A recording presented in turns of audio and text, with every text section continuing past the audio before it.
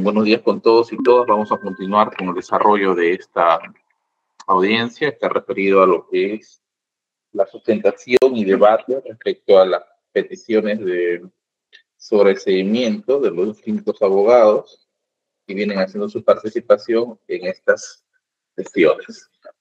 A ver, Ministerio Público, que quiero que me pueda brindar algunos datos previamente. Se menciona el hecho 1. ¿Es posible indicarme dónde puedo encontrar esos folios de la imputación? Estamos con José Antonio Torres Padilla. Buenos días, señor magistrado. Claro que sí. Respecto al acusado Torres Padilla, la imputación del hecho 1 se encuentra de fojas 1043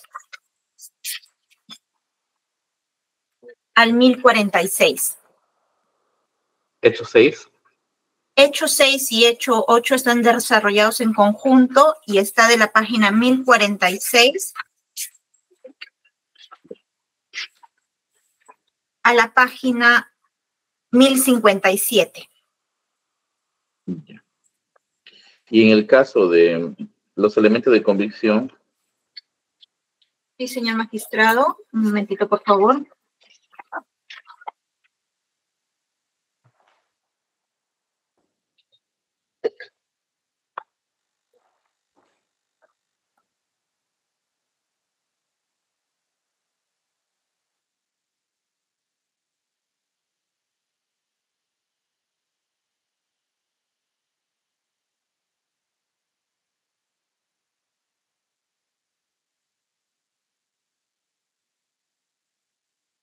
Los elementos se encuentran, señor magistrado, de la página 1930 por el delito de asociación ilícita hasta la página 1933 y de la página 1933 por el delito de lavado de activos hasta la página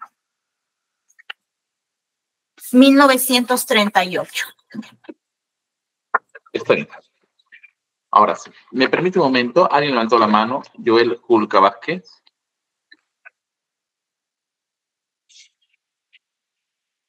¿Puede indicarme por qué levantó la mano?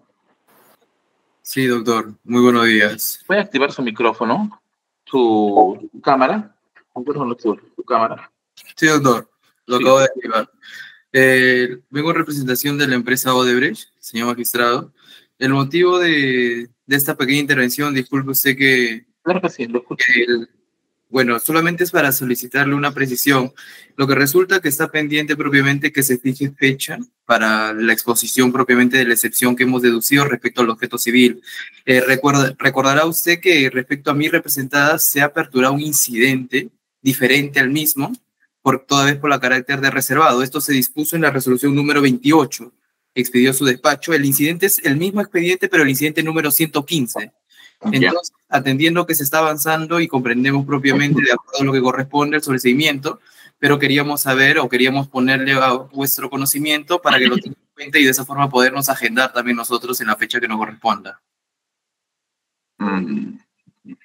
Tendré que preguntar 115. Sí, es el mismo expediente, el incidente 115. Eso se dispuso, doctor, mediante la resolución número 28, que expidió su despacho en atención al escrito de ingreso número 55942. 55942. Voy a tener 55942. Está bien. No lo sé. La verdad es que tendríamos que avanzar. No podría indicarle cuándo. Caso contrario, significaría efectuar una audiencia de modo presencial y cuantas sesiones haya, el momento de esperar hasta que puedan sustentar. Hay abogados que desarrollan su sustentación de bastante puntual, otros tienen ciertas complicaciones, a veces suceden también en la contraparte, y tengo que en lo posible mediar para que pueda brindarme la información pertinente para dar una respuesta pertinente. Entonces, me resulta un poco difícil poder manifestarle cuándo va a estar. Lo que sí tiene que estar es enlazado, porque están algunos en su casa, oficinas u otros ambientes, para que puedan expresar. Además, su pedido existe por escrito, nadie va a cambiar ni una letra o coma de ello. Simplemente tengo que escuchar resumidamente lo que quieren plantearme. No puedo manifestarle eso. Lo que sí le pediría es que esté atento y en su oportunidad ya se le... Voy a verificar primero el tema del incidente, lo que está pendiente. Si es otro incidente, no sé si tratarlo acá, tengo que verificar lo que ha pasado ahí, pero le pediría que esté pendiente con el enlace, así como ahora. Correcto, doctor. Solamente quería hacerle esa presión. El incidente... el incidente 115, escrito 55.992 o 42. 55.942 del año 2022, doctor. Está Priscila, ahora que me acompaña por favor, doctor, un momento. ¿Esta Priscila me acompaña? En todo caso, Priscila, tomas anotación de lo que indica el doctor Julca para poder verificar, a ver, porque hasta donde tengo entendido ya había agotado todo el tema de las excepciones, pero voy a verificar, doctor, ¿ya? Y si no se ha efectuado y lo ha planteado, se le escuchará. Pero sí le pido, por favor, que esté al pendiente, al menos por su. ¿Ya? Correcto, doctor. Muchas gracias. A ver, Flavio César Pichuri Torres. Sí, señor magistrado, buenos días. Puchuri, ¿no? Puchuri. Sí, Puchuri, señor magistrado. Solo una precisión de parte de las excepciones. Como defensa de Mansher Perusac hemos presentado también excepciones a la pretensión civil, que entendemos que eso ya se discutiría en la etapa, una vez que agotemos la discusión sobre la excepción y sobre el cimiento de la pretensión penal. Sí, estamos con las pretensiones penales. Y como se diferenció incluso para los plazos procesales, por eso que se otorga dentro del espacio para que puedan contestar el tiempo necesario para las pretensiones penales o las pretensiones civiles. Sí, va a haber un momento, pero voy a revisarlo junto con el pedido del doctor Julca también. Ya, permítame verificar eso. Señor magistrado. ¿Sí? Por favor, acá me entregan los documentos para poder verificar. Le pido solamente 2 minutos. A ver, señora fiscal, le escucho. Gracias, señor magistrado. Señor magistrado, a solicitud de usted en el día de ayer, después de haber expuesto referente al acusado Torres Padilla, nos solicitó información de las cuentas que él aperturó cuando fue presidente de la Asociación Amigos de Lima Metropolitana. En razón de ello, tenemos el documento que es apertura de la cuenta de la persona jurídica. La cuenta es 087-3000879120 y cuenta de fecha 15 de febrero del 2013. Esta cuenta ha sido solicitada y cuenta con la firma tanto de la acusada Daniela Maguiña Ugarte y del acusado Torres Padilla, ¿no? Tenemos senda documentación referente a ello. El Banco Interbank, porque esta es una cuenta del Banco Interbank, hizo llegar al Ministerio Público. Esto está dentro del cuaderno de levantamiento al secreto bancario de Amigos de Lima Metropolitana. Asimismo, señor magistrado, en uno de los documentales de la apertura de esa cuenta, para solicitar esta cuenta presentaron la consulta RUC de Asociación Amigos de Lima Metropolitana, el DNI del acusado Torres Padilla, de la acusada Maguiña Ugarte, y así recibos telefónicos. Y hay un documento que adjunta también el banco donde se puede visualizar la firma, el nombre y el DNI de ambos acusados, tanto de Antonio Torres Padilla y de Daniela Maguiña Ugarte. Asimismo, respecto a la cuenta 087-3000879138, que también es del 15 de febrero del 2013. Del mismo modo, señor magistrado, se advierte la firma de ambos acusados, el DNI, la consulta RUC de la Asociación Amigos de Lima Metropolitana y también en el último documental la firma de ambos, ¿no? Que se puede visualizar del mismo modo su DNI y sus datos completos. Eso es lo que nos había solicitado en razón de que ya habíamos expuesto sobre el tema de asociación ilícita y lavado de activos, y también le habíamos hecho mención el contrato que hubo con el alquiler del local de Asociación de Lima Metropolitana, y también la declaración, ¿no? El contrato de fecha 12 de abril del 2013, donde figura como representante el señor Jorge Antonio Torres Padilla, y la declaración de la acusada, que también es acusada en este proceso, la señora Felicita Graciela Cárdenas, donde indica que a la pregunta 2, ¿no? Que quién es la persona que negoció el contrato del alquiler del inmueble que quedaba en Girón, Estados Unidos, que es referente a al alquiler donde se llevó a cabo el tema de Asociación de Lima Metropolitana. Ella señala: no sé quiénes negociaron ese contrato, pero creo que ha sido el ingeniero Gómez Cornejo Rotalde.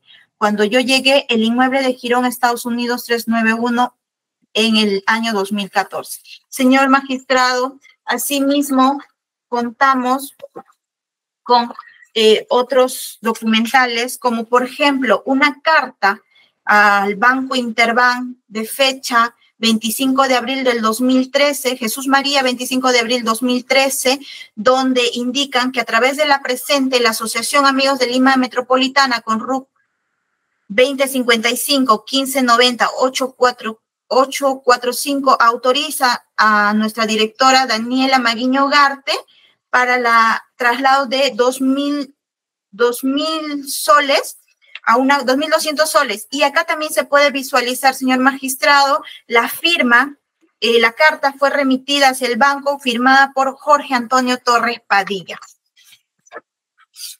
Asimismo, de la documentación que también manejamos, contamos con la declaración del señor Vidaurreta, donde indica que los fondos de los $40,000 que fueron ingresados a las cuentas de Asociación de Lima Metropolitana fueron depositados por 4 de sus trabajadores, ¿no? Ese sería, al margen de todos los elementos que también lo hemos señalado en la acusación, señor magistrado.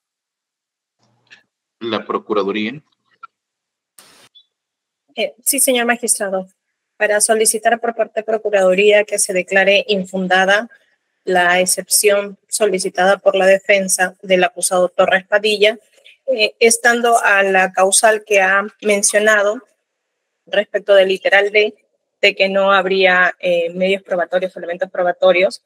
La Procuraduría discrepa esa posición porque en todo caso, conforme también está plasmado en el requerimiento, dentro de los elementos de convicción que ha presentado el Ministerio Público está la carta del Banco Interbank de fecha 28 de mayo del 2018, en la cual se hace el reporte de todos los movimientos bancarios respecto de las cuentas que también aperturó el acusado Torres Padilla. Esto obra y fue ofrecido por el Ministerio Público en el expediente 36-2017, incidente 2 del levantamiento de secreto bancario, el cuaderno 3 y 4.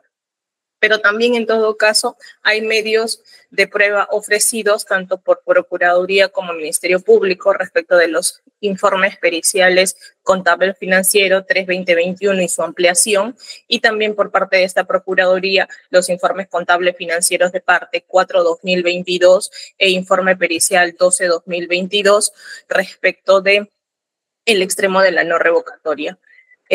Por eso, en todo caso, la Procuraduría considera que sí existen elementos a efectos de que deban actuarse y que son suficientes para, en todo caso, pasar a un enjuiciamiento. Por tanto, no correspondería emitir el sobreseimiento y, conforme ya se hizo en una mención anterior, conforme lo ha precisado la casación 760-2016, la libertad emitido por la Corte Suprema en la Sala Penal Permanente, no puede sobreseerse un proceso penal cuando en todo caso estemos en intermedia si hay elementos de convicción que sí exigen un esclarecimiento en el juicio oral.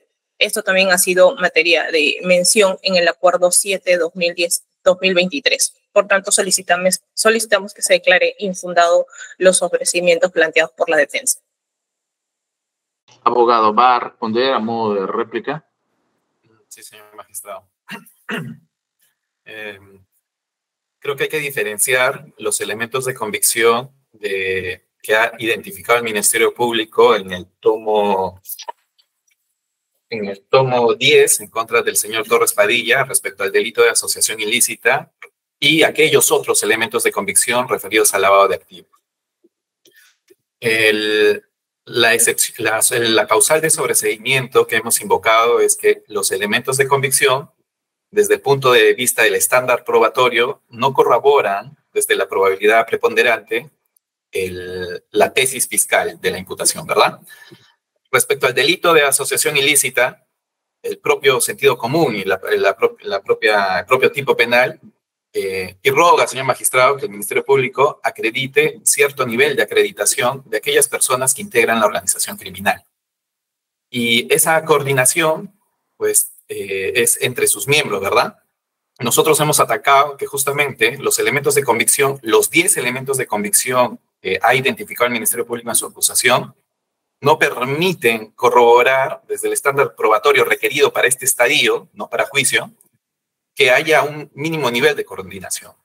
Y menos aún cuando la imputación concreta revela un cierto nivel de coordinación entre el señor Jorge Torres Padilla y Susana Villarán. Así el Ministerio Público ha construido su imputación. Cuando dice, él formó parte de la organización criminal por ser persona de confianza de Susana Villarán. Y los 10 elementos de convicción no dan luces vistas de cómo puede haber sucedido ese nivel de coordinación. Y menos aún relatan o tratan de corroborar ello los elementos de convicción que en esta sesión y en la sesión pasada han sido realizados por el Ministerio Público.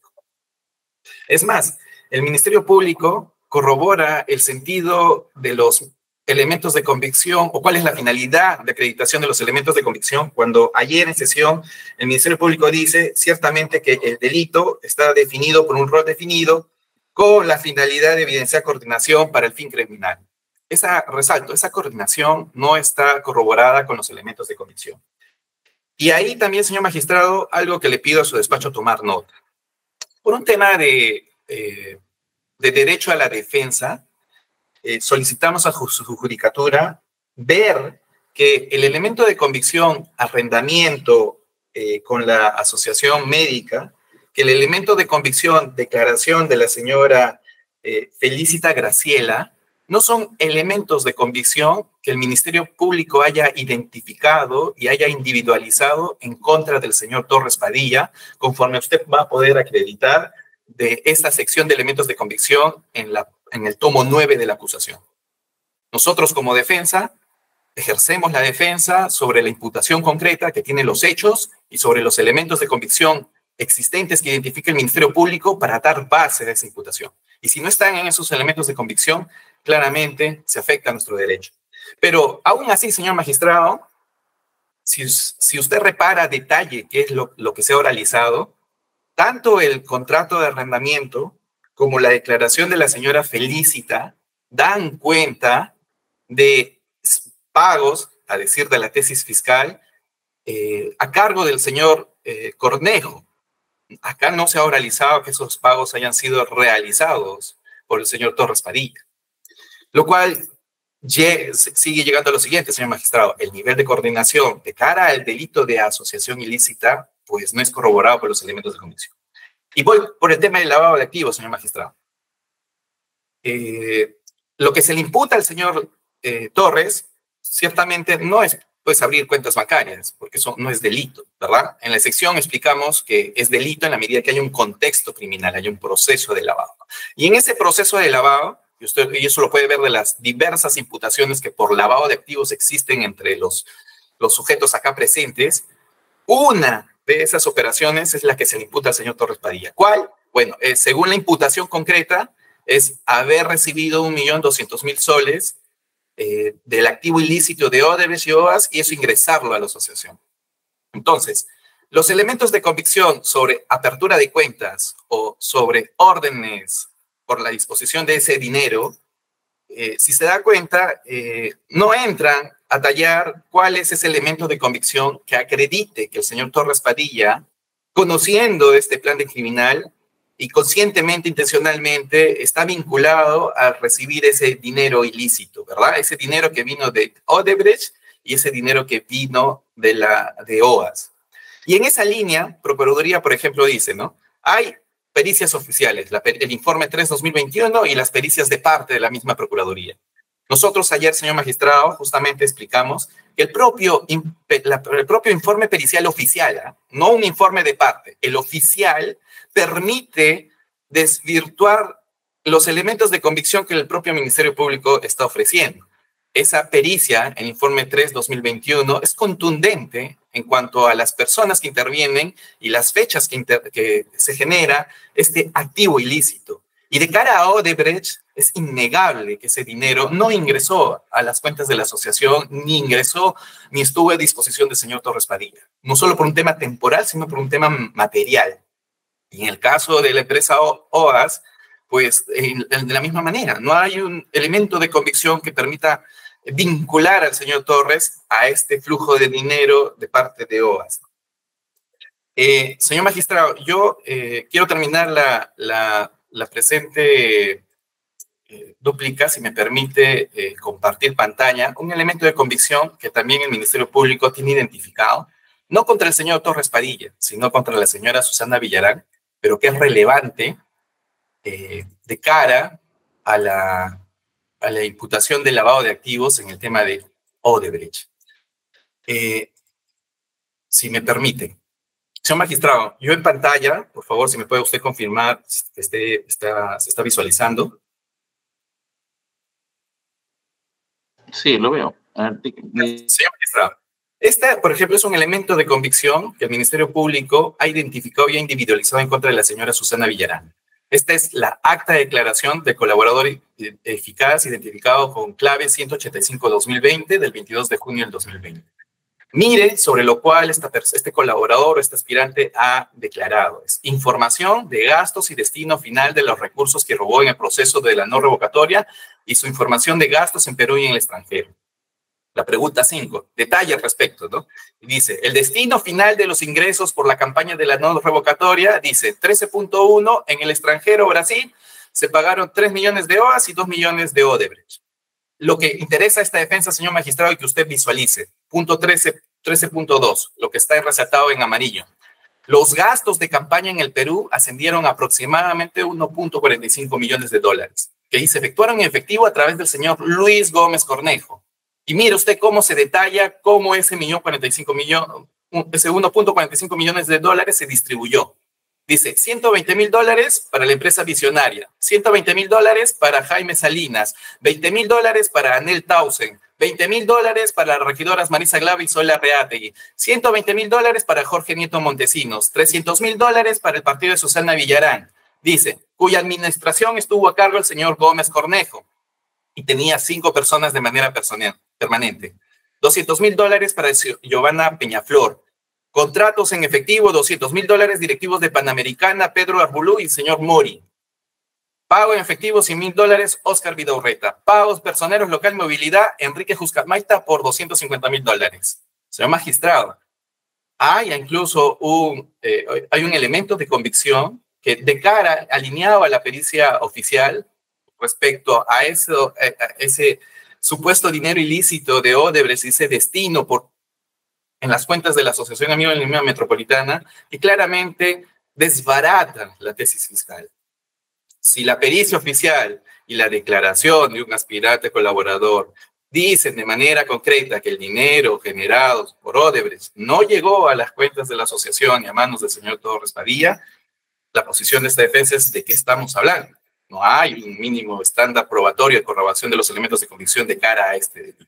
Y eso es lo que presentamos, señor magistrado, a su despacho para que usted verifique que no hay sustento para pasar a juicio. Gracias. ¿Al Ministerio Público algo va a responder y la Procuraduría? Sí, señor magistrado. Algo puntual es lo que acaba de señalar la defensa técnica. En el informe pericial contable financiero 03-2021, que es un elemento transversal de la acusación, hay un documento en la foja 236 que indica que es del Banco Interbank, registro de transacciones en efectivo. ¿Quién lo realizó? Ejecutante, Gómez Cornejo Rotalde Luis Ernesto. ¿De qué fecha, señor magistrado? 12 de marzo del 2013. ¿Ordenante a quién? Asociación Amigos Lima Metropolitana. ¿Cuánto es el monto? 77,400. Entonces, con eso señalamos que el dinero ilícito que vino de OAS sí fue ingresado por el acusado Rotalde a las cuentas de Asociación de Lima Metropolitana. Entonces, y al margen de ello, también fue ingresado ingresó el dinero en efectivo, le dieron a Oscar Vidaurreta y él, por intermedio de sus trabajadores, también ingresó dinero a las cuentas de Asociación de Lima Metropolitana. ¿Y en qué periodo fue? En el periodo de que el acusado Padilla era presidente de la Asociación Amigos de Lima Metropolitana. Eso sería todo, señor magistrado.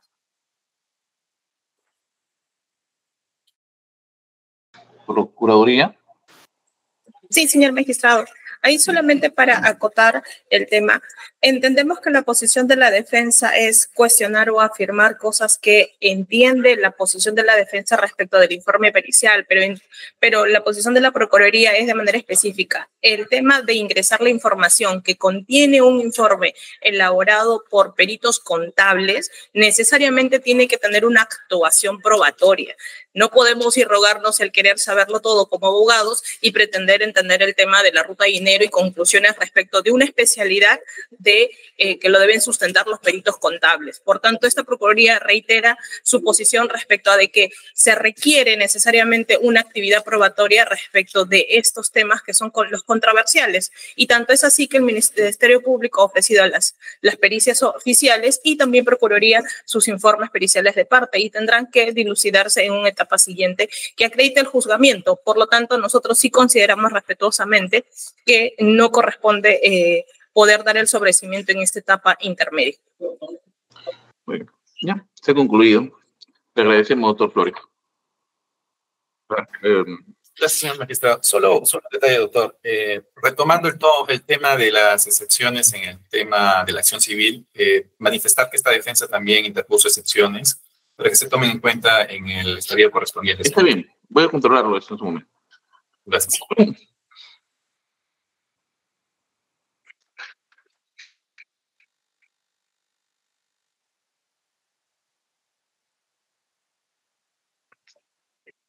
Daniel Maguiña Ugarte, de acuerdo a lo que está el letrado, que asume la representación. Sí, doctor. Presente, buenos días. Yes, está bien, de acuerdo a lo que leo, son varios escritos que ha presentado usted sobre cimiento de asociación ilícita y lavado de activos. ¿Cuáles son los hechos? Sí, el hecho 1 y en el caso del hecho 8, que también pedí el sobreseimiento, sobre eso ya no voy a tocarlo, me voy a desistir, solo voy a atacar el hecho 1, que es el tema de asociación ilícita, la imputación por asociación ilícita. Ya, sí. Después tiene otro sobrecimiento por lavado de activos. ¿Qué me dijo ahí que es lavado? El hecho 8 es por lavado de activos, doctor, eso me voy a desistir.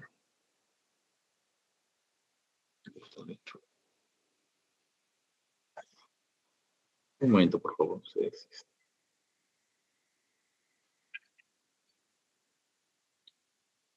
Muy bien, doctor. ¿Y la causal del hecho 1? El 344, numeral 2, literal D. D de dedo. ¿Estamos? Sí, sí. Escucho, doctor. Sí, en este caso, doctor, para simplificar el argumento, porque desde ayer y hoy el colega anterior, que defiende al que fue presidente de la asociación, comparte los mismos argumentos que yo también tengo plasmado en este caso por asociación ilícita. ¿Por qué? Porque el señor Torres Padilla era el presidente y la señora Daniela Maguiña era la directora financiera y económica de la asociación. Y ambos manejaron las cuentas de manera mancomunada. Por tanto, las imputaciones son las mismas por asociación ilícita y también fácticamente las repiten. ¿Por qué? En el caso de Daniela Maguiña solo hay una diferencia, que le agrega el hecho de que la señora tiene la condición de cuñada del señor José Miguel Castro Gutiérrez, y así lo dice la Fiscalía en su acusación, y el otro sí es lo mismo, que es decir, que la señora es personal de confianza de la señora Susana Villarán de la Puente. Eso es lo que señala la Fiscalía, que sería la forma como se integra la señora Daniela Maguiña a la supuesta asociación ilícita. Entonces, los argumentos son básicamente lo mismo, yo no quiero ser repetitivo, pero sí quiero agregar algo que me parece pertinente. En este caso, doctor, la Fiscalía en el hecho 1 señala que la asociación ilícita opera desde 2010 hasta el año 2015. Es decir, que previamente a cualquier participación de la señora Daniela Maguiña ya existía la organización y se ha mantenido en el tiempo. Recuerde usted que cuando a mí me tocó realizar la excepción, yo expliqué que la señora Daniela Maguiña asume el cargo de directora financiera de la asociación el 29 de enero del 2013. Antes no tiene ninguna vinculación con esta supuesta asociación. Y también usted preguntó algo que me pareció pertinente.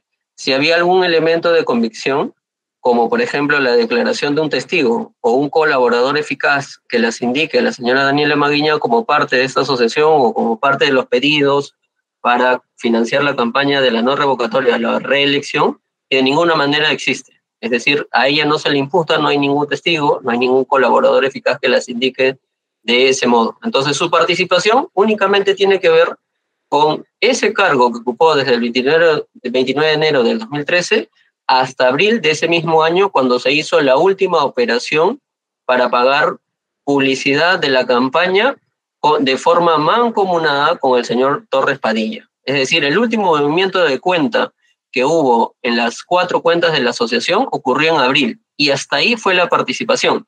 Entonces, cuando la Fiscalía dice que la asociación donde está involucrada o forma parte la señora Daniela Maguiña ha operado incluso hasta el 2015, entonces, a partir del 2013, señor juez, no hay ningún solo elemento de convicción que la vincule a la señora Daniela Maguiña como partícipe en términos generales de esa asociación.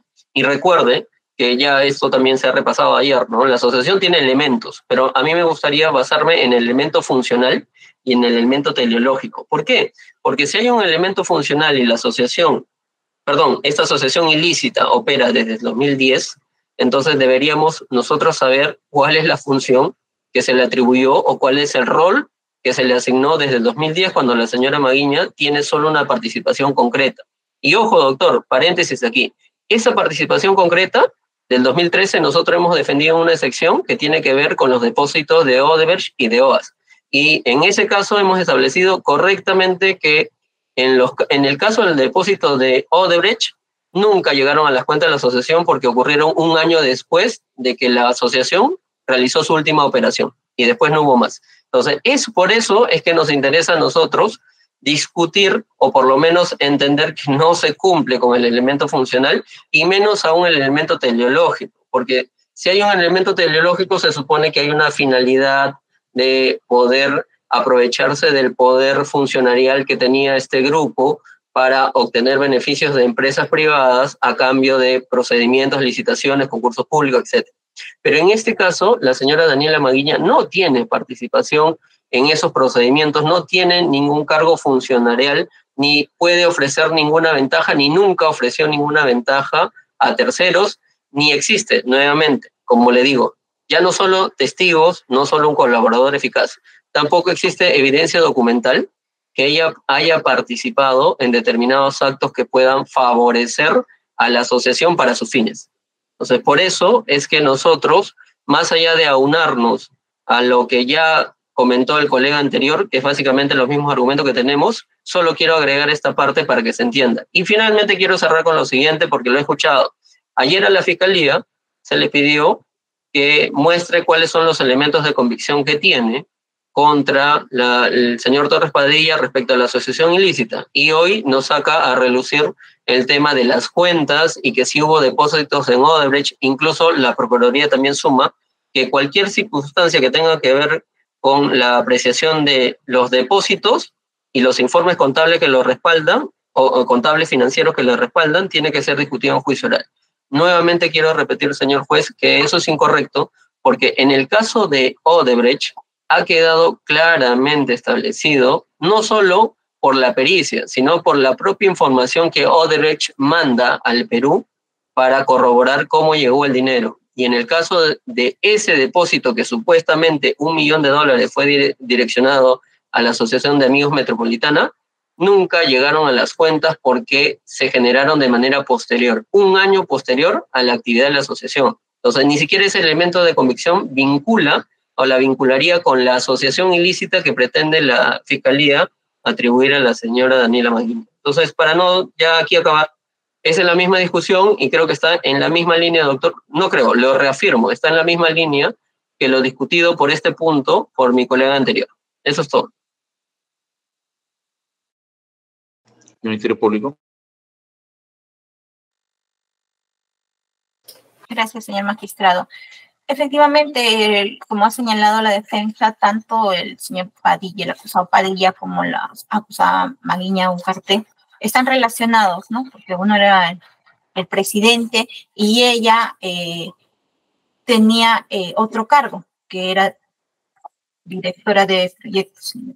Ahora, la señora Padilla, la señora Daniela Maguiña, señor magistrado, era directora de Asuntos Económicos y Financieros en la Asociación Amigos de Lima Metropolitana. Ella ingresó el 29 de enero, como si bien lo señala.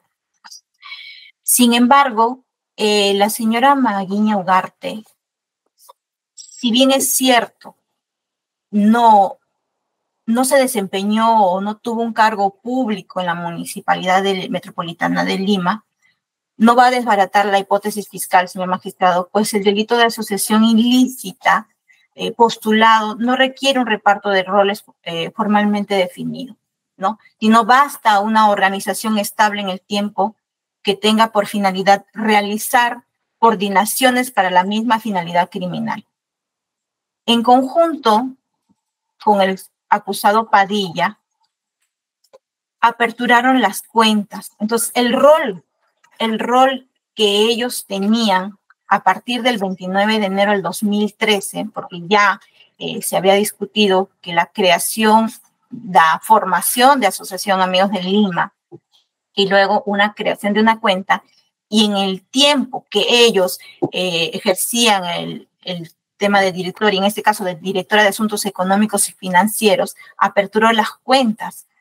Y no solo ellos, señor magistrado, tengo el elemento de convicción de una declaración de Álvaro Ricardo Villarán de la Puente. Las defensas han señalado en su oportunidad que Asociación Amigos de Lima fue creado para brindar capacitaciones a los ciudadanos de Miraflores. Sin embargo, en la declaración testimonial de Álvaro Ricardo Villarán de la Puente señala a la pregunta 2, ¿no? ¿Nos puede indicar si conoce cómo nace la Asociación Amigos de Lima Metropolitana?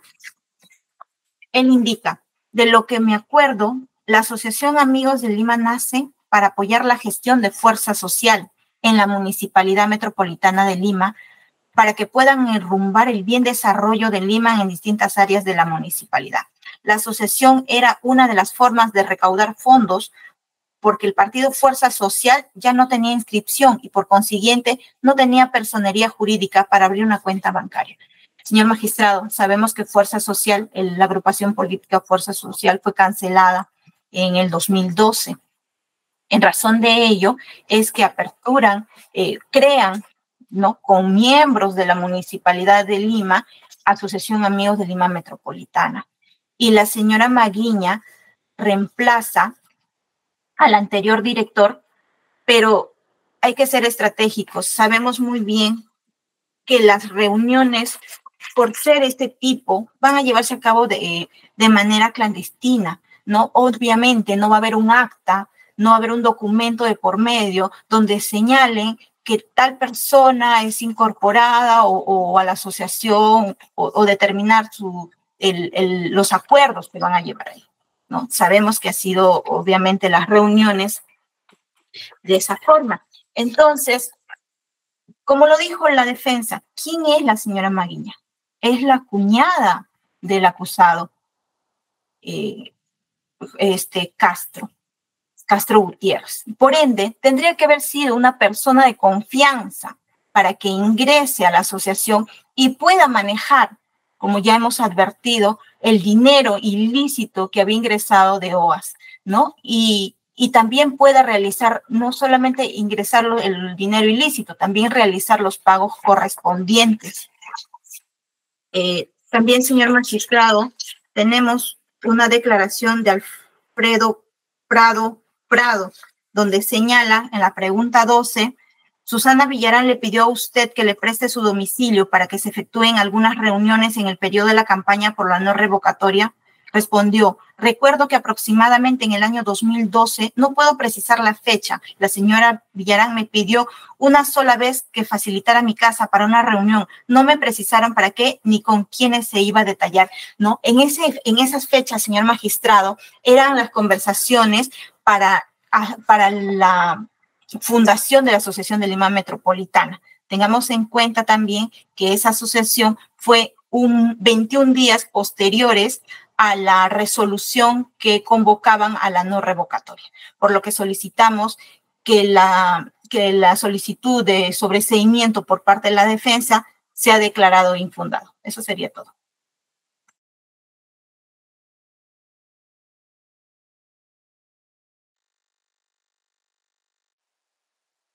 A ver, la Procuraduría. Sí, señor magistrado. Respecto de lo que alega la defensa de la acusada Daniela Maguiña, igual solicitar que se declare infundada el pedido de sobreseimiento por el delito de asociación ilícita del hecho 1. La defensa ha mencionado un tema de que su patrocinada no tendría como haber brindado ventajas a tercero o ir conforme a los fines de la organización, porque ella no tenía ninguna potestad respecto de poder participar en temas de ventajas a terceros conforme al tema de los proyectos de inversión, que en todo caso la finalidad era beneficiarla en esos proyectos de inversión en esos proyectos tanto de Línea Amarilla como Rutas de Lima y Vía Expresa Sur, por el tema del financiamiento de las campañas. Pero hay que diferenciar en todo caso, conforme ya se ha mencionado en el acuerdo plenario 4/2006, en el fundamento 12, que el tema del delito de asociación ilícita no es que tenga que abordarse respecto de los hechos que cometen los integrantes de esta organización. En todo caso, hay una autonomía, un tema distinto respecto de poder acreditar el tema del delito de asociación ilícita, porque básicamente las notas esenciales de poder subsumir el tema en este delito es que tenga una relativa organización, que en este caso el requerimiento del Ministerio Público contiene así, es una organización flexible, también tiene una permanencia y una estabilidad, y se ha establecido los roles para los cuales habría participado la acusada Daniela Maguiña Ugarte. Por tanto, nosotros sí consideramos que, como igual el tema es puntual respecto del tema probatorio, el Ministerio Público, tanto como Procuraduría, sostienen que sí existen elementos de convicción para poder pasar a un juzgamiento, y será la actividad probatoria la que pueda determinar respecto a la responsabilidad o no de cada uno de los acusados. Por tanto, sí consideramos que igual se debe de desestimar el sobreseimiento, y que en todo caso los argumentos esgrimidos por la defensa no tienen mayor sustento respecto de este tema puntual, ¿no? Porque el delito de asociación es independiente de aquellos delitos que podrían haber cometido, como en este caso la organización fue creada con la finalidad de poder cometer estos delitos de lavado de activos y también delitos contra la administración pública, y el tema de los delitos de fe pública, que también han sido atribuidos en el requerimiento del Ministerio Público. Por todos esos argumentos solicitamos que se declare infundado el pedido solicitado por la defensa. Está bien. ¿El abogado va a responder? ¿Puede ser puntual? Sí, breve, sí, breve, doctor. En este caso, solo quiero precisar lo siguiente. Cuando yo presento el sobreseimiento, en efecto señalo que no existen los suficientes elementos de convicción para ir a juicio oral, en términos sencillos. En este caso, usted ha escuchado a la propia fiscal, señor juez. La fiscal señala que la asociación se constituye en 2012, no tiene nada que ver la señora Daniela Maguiña. Ella asume el cargo el 26 de enero del 2013. Sin embargo, dice que la asociación obviamente se ha reunido de manera clandestina, porque eso no se puede saber, y para la fiscalía es una obviedad. Pero eso es incorrecto, porque lo obvio no es un elemento de convicción. Entonces, la fiscalía tiene que haber construido durante toda la etapa de investigación, que ha tenido infinidad de testimonios, ha tenido diversos colaboradores, diversas versiones, y ninguno de ellos se indica que la señora Daniela Maguiña haya participado desde el origen de la asociación para coordinar fines ilícitos posteriores que duren hasta incluso el año 2015. O sea, ni siquiera la asociación parte desde la generación, la asociación ilícita no parte, según la hipótesis de la Fiscalía, desde la fundación de la asociación, sino antes. Entonces quiere decir que la señora Daniela Maguiña ha tenido permanencia desde incluso el 2010, que es absolutamente incorrecto. Incluso la Fiscalía dice que hay reuniones para llevar a cabo la fundación de la Asociación Amigos de Limas Metropolitana y que hay testigo, ha señalado la versión de un testigo, que la señora Villarán le pide su casa y no dice con quiénes. Entonces, con esa especulación, nosotros no tenemos un elemento de convicción en contra nuestra, porque allí lo que dice la señora Villarán supuestamente es que hay una reunión, pero no dice quiénes se integran, y nunca se indica la señora Daniela Maguiño. Entonces, solo eso quiero precisar, doctor, y de todos los elementos de convicción que hay, sí, en efecto, nos vinculan al tema del lavado, pero el tema del lavado es un hecho concreto que nos estamos defendiendo.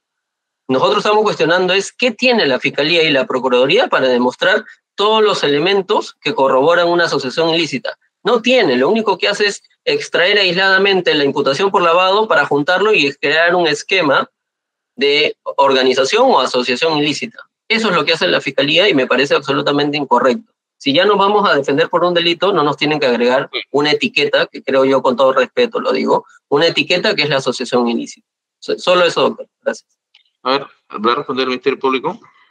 Sí, señor magistrado. Lo que yo he señalado que si bien es cierto, desde el 2012 se habían reunido para crear la Asociación Amigos de Lima Metropolitana, la señora Maguiña fue y se incorporó a Asociación Amigos de Lima Metropolitana a fines de enero del 2013, ¿no? Y también tengo una declaración del acusado Torres Padilla, donde señala que respecto a Daniela Maguilla Ugarte, era la directora de Asuntos Económicos, estaba encargada de todo lo relacionado con la gestión económica. Si bien es cierto, la defensa dice que se está defendiendo en el tema del lavado de activos, pero el tema de asociación ilícita y lavado de activos no es un hecho aislado, señor magistrado. Ambos van de la mano.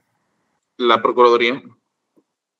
Sí, señor magistrado, ratificarnos dentro de los argumentos y solamente sostener que no estamos aquí por un tema de etiquetas, estamos por un tema de conductas, eso es parte de nuestro derecho penal y lo que se le está atribuyendo es una conducta de pertenencia a una asociación. En todo caso, respetuosamente consideramos igual que sí hay elementos para poder pasar a juicio y que tendrán que actuarse para efectos de poder establecer responsabilidades de fondo. Gracias. Voy a suspender la audiencia hasta las 11 en punto, ¿ya? Lo tengo que atender en otros pedidos. 11 en punto, continuamos. A ver, el Ministerio Público.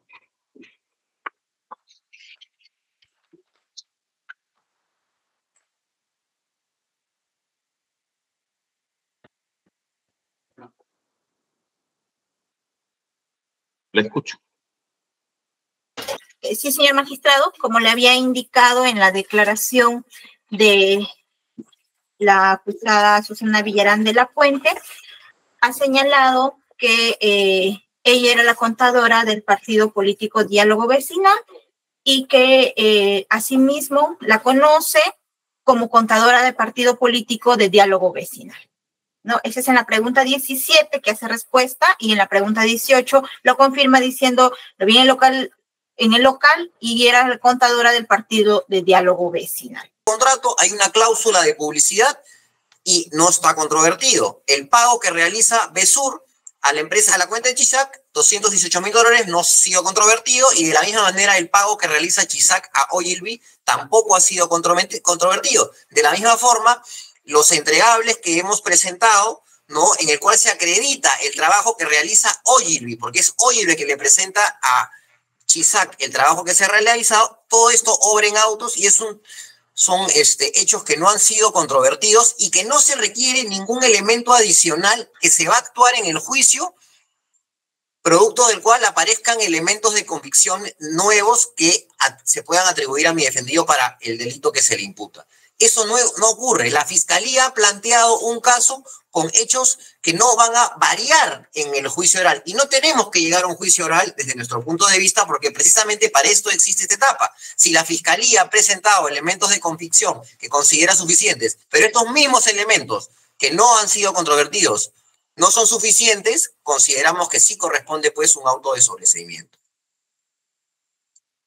Estos medios probatorios existentes que son los que ha ofrecido la Fiscalía son la declaración del señor Andrés Galeardi. ¿Quién es Andrés Galeardi? Es la persona que trae, el ejecutivo de la cuenta de Ogilvy, que realizó los trabajos que sí se han realizado, que son el spot publicitario, la adaptación del spot publicitario, cambios de locución y música, el guión de spot publicitario para radio, análisis, elaboración del plan de medios, conceptualización, diseño de piezas gráficas para los avisos de prensa y entrega final para copias. Todo esto está en el expediente. La declaración del colaborador eficaz Fernando Braño que confirma que sí hubo servicio, la declaración del colaborador eficaz 2021, que también corrobora, y el acta de la declaración del colaborador eficaz 185-2020, que también corrobora que sí hubo servicio, así como los entregables que acabamos de mencionar. ¿Qué es lo que ocurre en el presente caso, señor magistrado? En este caso, cuando se dicta la disposición de formalización de investigación preparatoria, la imputación a mi defendido era que, según la versión del señor Oscar Vidaurreta, corroborada por la declaración del colaborador eficaz 145, que sabe los mismos hechos realizados por el señor Oscar Vidaurreta, era que el servicio no se había realizado. Esta fue la declaración el 16 de noviembre del 2021. Nuestra defensa presentó toda la documentación con la que sí contábamos, en la que se verificaba todos los trabajos que acabo de realizar, los correos electrónicos con el señor Andrés Gagliardi, los spots publicitarios, todo lo que había. ¿Y qué dice el señor Oscar Vidaurreta en su segunda declaración? Que se trató de un trabajo simulado para encubrir la factura. Luego de ello, se produce la declaración del señor Andrés Gagliardi, donde reconoce que sí se hizo un trabajo. ¿Y qué fue lo que dice en esta tercera versión del señor Oscar Vidaurreta? Que sí se realizó un video. Entonces, adicionalmente a eso, señor juez, ¿qué existe? La declaración del señor José Grañamiro Quesada, que confirma que la campaña salió en varios periódicos. Y asimismo confirma de que Ogilvy sí prestó un servicio de publicidad, ¿no? Porque dice de que tengo entendido que la empresa Ogilvy hizo para Chisac el diseño de los avisos periodísticos y el video para la televisión. El señor Gagliardi, como ya lo mencioné en su declaración, en la respuesta 8, dice que hicimos un video de un proyecto sobre la ampliación de la vía expresa.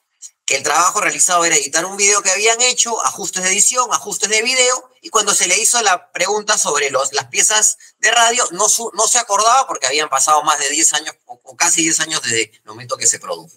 De igual forma, la declaración del colaborador eficaz Hernando Graña, que dice de que él le pide al señor Vidaurreta que hable con el señor Freddy Chirinos para que desarrolle la campaña publicitaria. Y en este mismo colaborador eficaz, el señor Hernando Graña, dice de que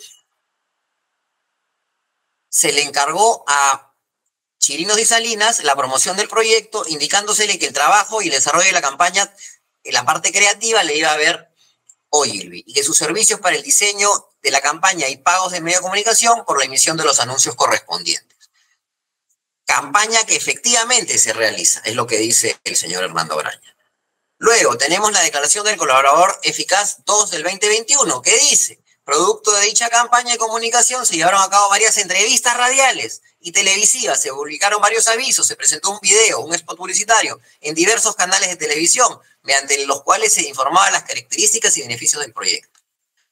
La declaración del colaborador 185 del 2020, que dice que respecto al señor Freddy Chirinos, que fue llevado a mi oficina por algún representado de Graña Montero, siendo llevado por Gonzalo Ferraro Rey o por Hernando Graña, este señor fue llevado para que hiciera una campaña de comunicaciones con las empresas de medio de su propiedad. Nosotros consideramos, señor magistrado, que la imputación contra mi defendido, que está basada en esta declaración del señor Oscar Vidaurreta, que supuestamente ha sido confirmada por el colaborador eficaz 145, se contradice con todas las pruebas que he mencionado, las declaraciones de otros 3 colaboradores, la del señor Gagliardi, la de mi defendido, con todos los correos que hemos adjuntado, con los entregables donde están los guiones de todo el trabajo que ya mencioné. Y uno de estos elementos que no es un hecho controvertido es la factura, que la adjunta la propia Fiscalía como elemento de convicción. En esta factura, señor magistrado, se ve los pagos que se hicieron, el pago que mi defendido incluye en la factura, que es el pago del trabajo creativo de Ogilvy, y el pago por la publicación de los avisos. Y estas empresas que realizan los avisos no están siendo procesadas, porque es una conducta neutra que se realizaba en función a un trabajo que está dentro del rol profesional de mi defendido, de la empresa de mi defendido. De misma forma, está dentro del expediente, acá están los correos electrónicos que le hago mención, y a la derecha en esta foto está el guión. Esto es un trabajo, señor, que está todo documentado, está todo en el expediente, son los elementos que la propia Fiscalía tiene en su expediente. Y por estas consideraciones, señor magistrado, respecto a este segundo punto, consideramos de que al no existir nuevos datos que puedan ventilarse en el juicio y al ser insuficientes los elementos de convicción que no han sido controvertidos por esta defensa, consideramos que corresponde el auto de sobreseimiento. Y muy brevemente respecto a la tercera causal en referida que el hecho no se le puede atribuir a mi defendido, tiene que ver con la agravante que se le atribuye a mi defendido. En este caso queríamos mencionar de que en la acusación figura la imputación de agravante. En una corrección de la fiscalía no está el agravante, entonces, pero sin embargo hemos escuchado que la fiscalía ha mantenido la imputación del agravante. Y simplemente para recordar, señor magistrado, que ya se mencionó hace poco, este es el cuadro que utiliza la fiscalía para imputar quiénes son los integrantes, y mi defendido no figura. Y no solo eso, sino que en la página 72 se dice expresamente, no se tiene elementos de convicción que mi defendido, el señor Freddy Chirinos, haya actuado como integrante. Esto fue materia de un auto de sobreseimiento de oficio por el juzgado, porque la imputación de asociación ilícita por formar parte era típica al mi defendido tener únicamente la calidad de colaborador. Y la agravante no es ser colaborador, como múltiples veces he escuchado, no sé por qué, de la Fiscalía y de la Procuraduría, que la agravante de el tipo penal es ser colaborador, cuando es muy puntual, es ser integrante. Y mi defendido está en el cuadro de la página 135 como colaborador, hecho que es atípico. Por esta razón, respecto a este punto, también consideramos que debería dictarse un sobreseimiento. Muchas gracias, señor magistrado. Ministerio Público. Gracias, señor magistrado. Bueno, hemos escuchado los alegatos de la defensa respecto del acusado Freddy Jesús Chirinos Castro. El Ministerio Público sabemos que imputa a Freddy Chirinos Castro el delito de lavado de activos por haber, digamos, por intermedio de él, de la empresa Chisac, con la empresa Momentum Ogilvy, haber recepcionado de la empresa Besur para un dinero para los pagos de la campaña de la no revocatoria, ¿no? También por el monto de $100,000. Nosotros tenemos elementos suficientes, señor magistrado, los mismos que figuran a página 2016 a 2019, así como la imputación por el delito de lavado de activos por el hecho 10 de la página 1118 a la página 1120. ¿No? La defensa ha hecho alusión a varios de nuestros elementos que tenemos ofrecidos. Sin embargo, de los elementos que también nosotros tenemos, según el acta de transcripción de la declaración del colaborador eficaz Hernando Alejandro Constancio Graña Acuña, donde indica que en conversaciones posteriores, aproximadamente en julio del 2013, cuando ya se había adjudicado el contrato de la Vía Expresa Sur, José Miguel Castro indica que ya no existía excusa para ya no apoyarlos. Me dijo que podría ser a través del uso de la cláusula del contrato de la concesión relacionada a la campaña de publicidad del proyecto y que dicha campaña debía ser realizada concretándose de esa forma el apoyo económico solicitado con relación a la campaña de la no revocatoria. Señor magistrado, este dinero que ingresó a Ogilvy fue en agosto del 2013. Si bien es cierto, fue posterior, fue a solicitud del acusado Castro Gutiérrez para pagar la campaña de la no revocatoria porque hizo mención que tenía una deuda con el Canal 4 por publicidad. En razón de ello, se levantó, previo al contrato de concesión, levantaron un acta donde habían estipulado todas las cláusulas. Sin embargo, a la firma de la concesión, introdujeron una cláusula, la 13.7, donde indicaban que la empresa Besur tendría que hacer cargo de publicidad.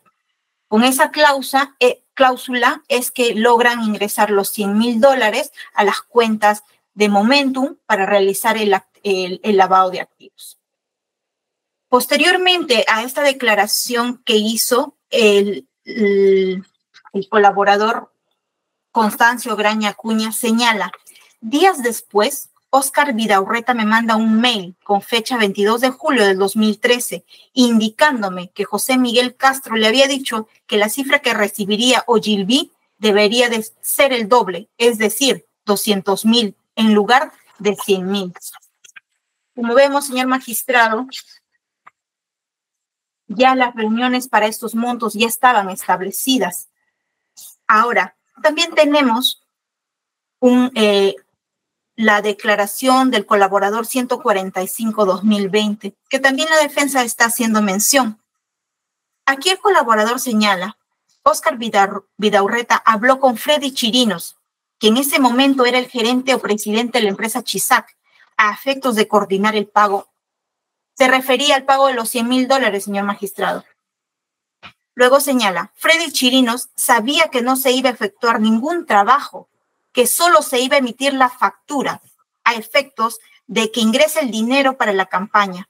Es más, él esperaba que Graña haga lo mismo con Chisac. Esto es, que le pague para poder tener el recurso o capital y mandarlo a Ogilvy para poder pagar a los medios a la campaña por la no revocatoria.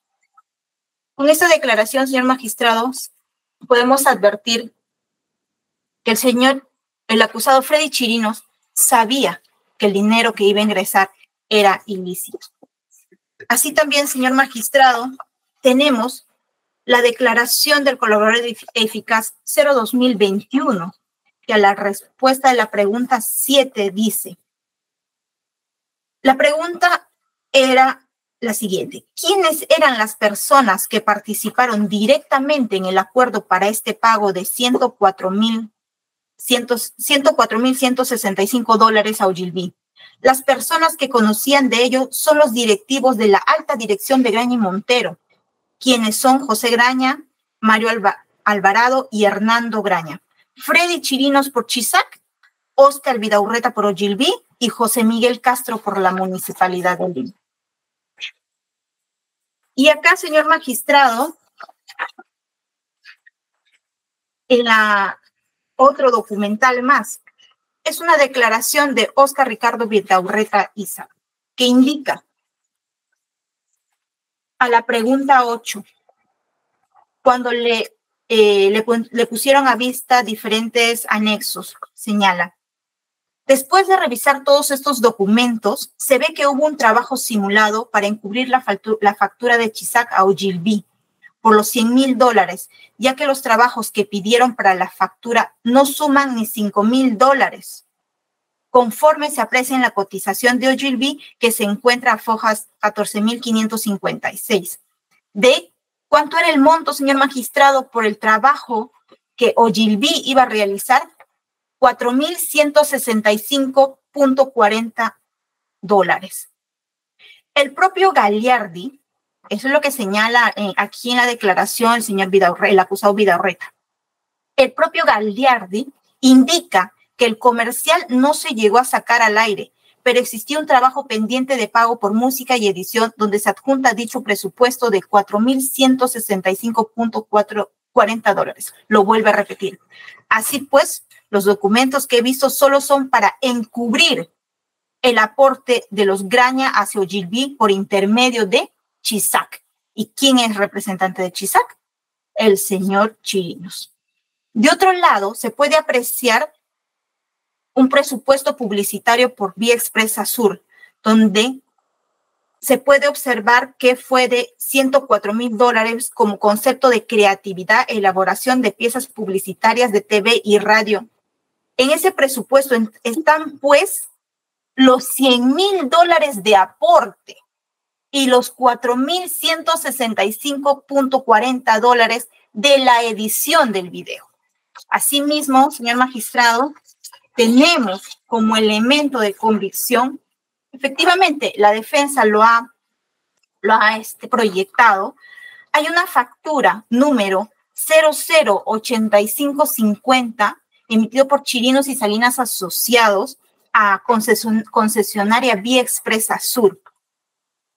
Y en la descripción, en el punto 5 de la descripción señalan: por la creatividad, elaboración de piezas publicitarias de TV y radio, entre paréntesis, Ogilvy, $104,165. Entonces, ahí está la suma, señor magistrado, de los $100,000 que sabían que era dinero para pagar la campaña, dinero ilícito que estaba ingresando a las cuentas de Ogilvy, y también estaban sumando los $4,000, $165.40, que era el costo en realidad de la sola edición del video. No hubo un trabajo de elaboración de una campaña publicitaria o de un video de publicidad, solamente fue la edición. Lo señala Vidaurreta en su declaración y asimismo lo señala Andrés Galiardi Sassá, que era un trabajador de Ogilvy. La defensa también hizo mención a las declaraciones de ese trabajador. ¿Y qué dijo este trabajador en la pregunta 12? Yo acompañé a Óscar Vidaurreta a una reunión en Graña y Montero. No recuerdo el nombre de la persona que nos entrevistamos, en la cual a mí me pidieron editar un video que ya habían hecho. Y lo que debían era unos ajustes de edición. Luego se hicieron los ajustes en el video y envié, pero no recuerdo a quién se lo envié. No hubieron más reuniones y con la única persona que coordiné fue con Óscar Vidaurreta. Sabemos que Óscar Vidaurreta Isa era el encargado por parte de la municipalidad, digamos así, ver el tema de la publicidad. Y por parte de la empresa Besur era la empresa Chisac, representada por el señor Chirinos y Salinas. Chirinos Salinas. Ahora, otra a la respuesta a la pregunta 13 de la misma persona, del mismo testigo, Andrés Galiardi Sassá, indica: yo era trabajador de Ogilvy e hice solo unos ajustes para un video como he hecho referencia. Lo vuelve a recalcar, señor magistrado. Por ende, el trabajo nunca se realizó y esto lo sabían todas las partes, los representantes de Graña y Montero, lo sabía el representante de la municipalidad, lo sabía el representante de Ogilvy, el representante de Chirinos. Entonces, señor magistrado, acá tenemos elementos suficientes. No podemos decir, el abogado no puede señalar que no sabía o que solamente realizaron, digamos, publicidad entre dos empresas que eran su trabajo. Ahí están las declaraciones y la documentación. Por lo tanto, señor magistrado, solicitamos respetuosamente que la solicitud de sobreseimiento planteada por la defensa de Chirinos, del acusado Chirinos Castro, sea declarado infundado. La Procuraduría. Sí, señor magistrado. Por parte de Procuraduría no vamos a pronunciar por cada una de las causales que ha mencionado o ha sustentado la defensa. Ha sustentado la causal A y la causal B, lo cual advertimos una incongruencia, porque en todo caso menciona que no habría ocurrido el hecho o que no sería atribuible a su patrocinado, pero a la vez también quiere sustentar que es atípico. Y respecto de este punto, de estas dos causales, sí solicitamos respetuosamente que se declare improcedente el pedido de sobreseimiento, porque la defensa ya formuló en el expediente 36-2017, incidente 74, una excepción de improcedencia de acción, pero con el argumento de conducta neutral. Mismo argumento que nos trae aquí respecto a poder solicitar su sobreseimiento. Y debemos mencionar que ya hay una resolución emitida por su juzgado en la resolución 17 del 25 de marzo del 2022, en la cual en el fundamento nuevo su judicatura ya hizo una valoración y argumentos respecto del tema de la conducta neutral. Asimismo, esa resolución fue apelada por la defensa de Chirinos, del acusado Chirinos, y la sala emitió, la tercera sala penal de apelaciones, en el fundamento 9.7, menciona que los hechos, conforme a la teoría del caso del Ministerio Público, sí cumplen los elementos del tipo. O sea que sí hay un tema de tipicidad. Entonces, por tanto, la causal B, y ya habiendo una resolución de la sala, carece de objeto que se vuelva a postular el mismo argumento de conducta neutral. Incluso, según la última revisión del tema de la Corte Suprema, la defensa de Freddy Chirinos ha presentado un recurso de casación número 3217-2023 que se encuentra vigente y en trámite. Por tanto, sí nos llama la atención que vuelve a postular un argumento que incluso está pendiente de que se emita una resolución, un pronunciamiento final ante la Corte Suprema. Por tanto, ambas causales, tanto la A como la B, conforme lo ha postulado, solicitamos respetuosamente que se declare improcedente el pedido de sobreseimiento. Y respecto del literal D, que invoca del artículo 344.2, solicitamos que se declare infundado el pedido de sobreseimiento, estando a que, conforme ya lo he mencionado, tanto la defensa como el Ministerio Público, sí existen elementos de convicción y medios probatorios que han ofrecido los sujetos procesados, tanto el Ministerio Público como Procuraduría y también la propia defensa. 3 declaraciones de colaboradores eficaces, amplia documentación respecto de que deberá actuarse en juicio. Y lo volvemos a sostener que respecto de eso sí hay controversia. No es que no hay controversia o que en todo caso se quiera leer la declaración de un colaborador o un testigo de manera sesgada y no de manera integral. Por eso es que se requiere y se necesita el esclarecimiento a nivel de juicio y hacer la actividad probatoria.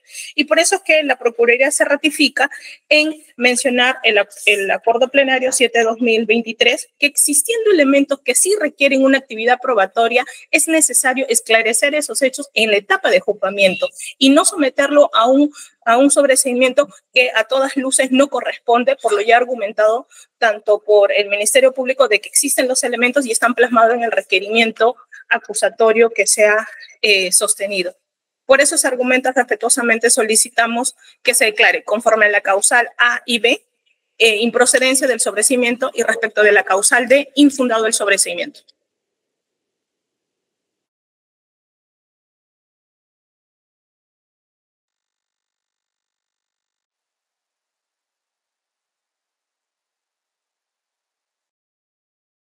¿Me puede brindar un alcance? Me dijo que en el supuesto literal B ya ha sido materia de rechazo por este juzgado. Sí, señor magistrado. El incidente es el expediente 36/2017, incidente 74. La resolución... ¿Qué se discutía ahí? Se discutía el mismo tema. Bueno, en sí fue una excepción de improcedencia de acción, pero el argumento con el que sustenta la defensa es conducta neutral. El mismo tema que ha traído a colación a debate a esta etapa intermedia en la defensa de Freddy Chirinos. Voy a revisarlo. A ver, el abogado tiene algo que responder. Muchas gracias, señor magistrado. En primer lugar, respecto a lo que sostiene la Fiscalía hace mención a que el acto que se le atribuye a mi defendido tiene que ver con el pago que realiza la empresa Chisac a Ogilvy por $100.000. Sin embargo, en la subsanación de la Fiscalía se hace mención a que existen 2 actos, no solo uno. O sea, el acto de conversión de 218.000 y el acto de transferencia de 100.000. El primero es el que Besur le paga a Chisac y el segundo el que Chisac le paga a Ogilvy. El primer pago se realiza mucho antes de que se produzca la supuesta entrega de dinero, porque si lo que se dice es de que el delito de lavado de activos proviene de un delito fuente, ¿cómo puede existir pues un acto de conversión cuando la entrega del dinero se produce después? Entonces eso simplemente con la línea de tiempo, y parece que la Fiscalía no ha observado esta etapa y en esta intervención está hablando únicamente de un acto de transferencia de $100.000, entonces no hemos escuchado, digamos, una réplica respecto a este primer punto. De ahí, sostiene la Fiscalía respecto a la cláusula en el contrato, ¿no? En el contrato que se firma del proyecto Vía Expresa Sur, una cláusula de publicidad. Esta cláusula, señor magistrado, es una cláusula estándar que se realiza y que se incluye en este tipo de contratos, porque justamente cuando se va a hacer una obra donde va a haber un peaje, lo que se necesita pues es que haya pues un medio de comunicación, haya mejor dicho comunicación al público, mediante la cual se le informe de las bondades del proyecto, porque hemos visto todos los problemas que genera siempre un peaje. En muchísimos contratos hemos adjuntado inclusive alguna mención a ello en algún momento, por lo tanto no se puede decir pues de que la inclusión de esta cláusula es mi defendido debía saber. Mi defendido ni siquiera interviene en esta etapa, y eso es bien importante, señor magistrado. Mi defendido, la Fiscalía le atribuía en algún primer momento el haber conocido de que el dinero que se le pagó provenía de un acto ilícito y que el dinero que se le pagaba a Ogilvy era para pagar una deuda por un acto de corrupción anterior. Y a mi defendido se le atribuía cohecho pasivo por ese entonces. ¿Y qué hace la Fiscalía? Retira la acusación respecto a ese delito. Mi defendido retira la imputación. Y esto es cosa juzgada en una audiencia que hubo ante su despacho. A mi defendido no se le atribuye ese, porque si mi defendido sabía y participó, pues debería estar en el cohecho. Mi defendido no está en el cohecho. Entonces, sin embargo, la fiscalía para un delito dice que sí, para otro delito dice que no. O sea, para el delito de lavado de activos dice que mi defendido sabía porque la declaración de Óscar Vidaurreta, corroborada por la declaración del colaborador 145-2019, que es quien conoce todo lo que dice Óscar Vidaurreta. ¿Y qué dice Óscar Vidaurreta? Óscar Vidaurreta en un comienzo lo que dice es de que el servicio no se realizó. Y esa razón, y aprovecho esto para hablar de lo que dice la Procuraduría, porque hemos planteado dos excepciones. La primera excepción, señor magistrado, que se plantea, la imputación contra mi defendido era que no se había realizado ningún tipo de servicio. Y eso estaba tanto por el señor Óscar Vidaurreta como por el colaborador 145. Y después de introducidos todos los elementos que destruían esa mentira de que no se había realizado ningún servicio, es que la Fiscalía modifica su imputación y dice, en primer lugar, fue un acto simulado, y ya en la acusación dice de que sí hubo un servicio. Y lo que hemos escuchado, señor magistrado, es de que en las intervenciones de que es un servicio donde se pagó $4.000 por un servicio y se incluyó en la factura 100.000. Entonces, ¿de qué estamos hablando?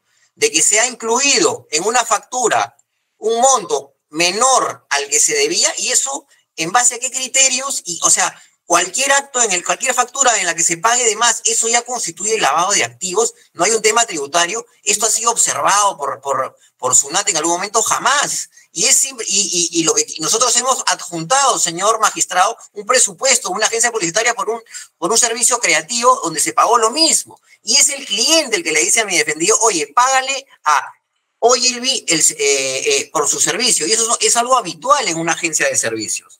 Se dice, la Fiscalía sostiene respecto de las reuniones que ha habido ¿con quién? Justamente con el señor Vidaurreta, que mintió al decir que no hubo un servicio y que después él mismo cambia su versión. A mi defendido dice que él sabía de que el dinero con el que se le estaba pagando provenía pues, de la deuda de un acto de corrupción. Entonces, retrocedamos en la línea del tiempo. En marzo del 2013 se produce el referéndum. En mayo del 2013 es que Castro le solicita los $200.000 producto de una deuda. En agosto se suscribe el contrato y en el 19 de agosto Besur le transfiere a mi defendido, a la cuenta de mi defendido, los $218.000. Estamos hablando muchísimos meses después. ¿Para qué tenía que saber mi defendido que ese dinero provenía de un acto, de una deuda, de una coima en el que se tenía que pagarle a los medios? Y si se le pagó a los medios, o sea, si el delito de cohecho se consuma con el pago a los medios, porque es lo que quiere el funcionario que pide el dinero, eso se consuma después. Entonces, no puede ser de que eso constituya delito de lavado de activos, porque de lo contrario, todo acto de cohecho sería, pues, lavado de activos. Y no lo puede ser precisamente porque esto, la consumación y la entrega de dinero se produce después. Y ya hemos hecho esto y no lo voy a repetir porque esto fue materia de la excepción de improcedencia de acción. Respecto, sí, muy brevemente, respecto a sostiene la Fiscalía, hace mención a la declaración del señor Gagliardi, la cita.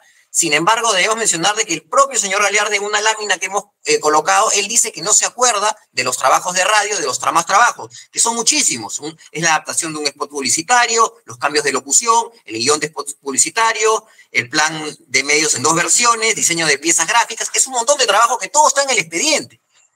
Y bueno, eso es respecto a la intervención de la Fiscalía. Respecto a la Procuraduría, como ya mencioné, en este caso, la contradicción que se alega, acá nosotros hemos dicho de que el primer supuesto tiene que ver con los actos de conversión y con el acto de transferencia que no pueden ser subsumidos en el tipo penal de lavado de activos. Esa es la excepción en función a la modificación que hace la Fiscalía de la imputación a mi defendido al decir de que sí se realizó un servicio y que se pagó de más, ¿no? Entonces, y respecto al que no se le puede atribuir a mi defendido la causal, lo que decimos es que es la agravante, simplemente son cosas totalmente distintas. Es la agravante en la que nosotros estamos haciendo mención a una prueba de la Fiscalía, que es ese cuadro que ellos elaboran, y ese cuadro donde mi defendido sale como colaborador.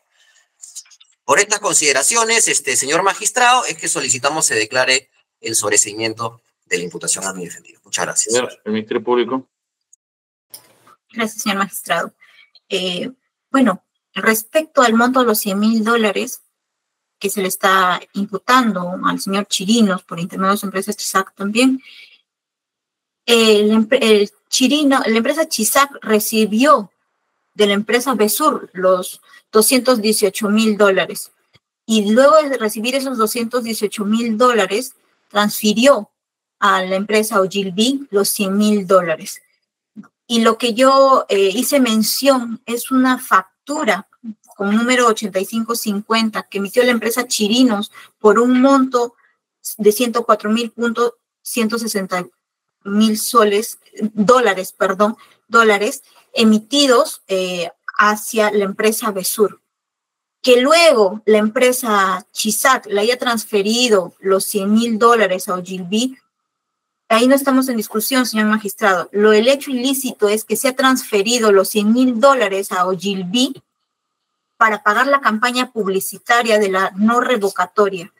La defensa señala que es fecha posterior. Efectivamente fue fecha posterior porque el acusado Castro Gutiérrez, en muchas reuniones que tuvo con los funcionarios de Gran y Montero, solicitaba que les apoye económicamente, así como lo habían hecho las otras empresas brasileñas, OAS y Odebrecht.